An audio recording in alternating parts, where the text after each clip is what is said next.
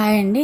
ఈరోజు నేను మెంతికూర పప్పు చేస్తున్నానండి. దీనికోసం మెంతికూర తీసుకొని శుభ్రంగా ఒలుచుకోవాలండి. ఒలుచుకుని 2-3 సార్లు వాష్ చేసుకుని తర్వాత ఇలా ముక్కలుగా కట్ చేసుకోవాలి. అలాగే టమోటా, పచ్చిమిరపకాయ, ఉల్లిపాయలు కూడా ముక్కలు చేసుకుని పెట్టుకోండి. ఉప్పు, కారము, పసుపు, పోపు గింజలు, కరివేపాకు ఇవి కూడా తీసుకుంటున్నాను. అలాగే ఒక గ్లాసు కందిపప్పు తీసుకుని శుభ్రంగా 2-3 సార్లు వాష్ చేసుకోండి. తర్వాత ఒక గ్లాసు పప్పుకి 2 గ్లాసులు వాటర్ వేస్తున్నాను. తర్వాత ఈ ముక్కలు కట్ చేసి పెట్టుకున్నాం కదా, ఈ టమోటా, మెంతికూర, పచ్చిమిర్చి, ఉల్లిపాయ ముక్కలు దీనిలో వేసేస్తున్నానండి.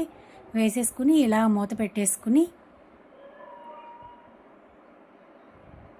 స్టవ్ మీద పెట్టేసుకున్నాను అనమాట. విజిల్ పెట్టేసుకుని తర్వాత ఒక 3 విజిల్స్ వచ్చిందాక ఉంచుకోండి. తర్వాత తీసేసుకుని ఇలాగా ఒక నిమ్మకాయ సైజ్ అంతా చింతపండు తీసుకుని దాంట్లోకి నీళ్ళు వంచుకోండి.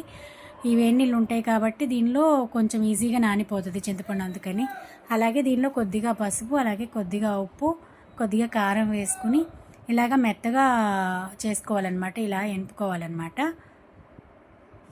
ఇలాగా ఇదంతా అయిపోయిన తర్వాత ఆ ముందుగా చింతపండు పెట్టుకున్నాం కదా, దాన్ని ఇలాగ పిండుకుని ఆ పిప్పి అంతా రాకుండా ఇలాగా ఉంచుకోవాలన్నమాట దీనిలోకి.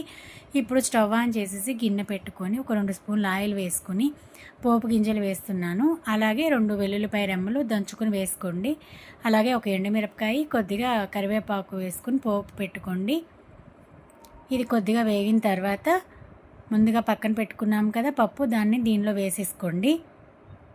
మనకి కొంచెం లూజ్గా ఉంటేనే పిల్లలకి ఈజీగా బాగుంటుందండి తినడానికి. అందుకోసమని నేను కొంచెం లూజ్గానే చేస్తాను. అది కూడా కాక మనం ఇప్పుడు కొంచెం చల్లారే కొద్దీ అది గట్టిగా అయిపోతుంది కదా, సో ఇలా చేసుకుంటే బాగుంటుంది అనమాట.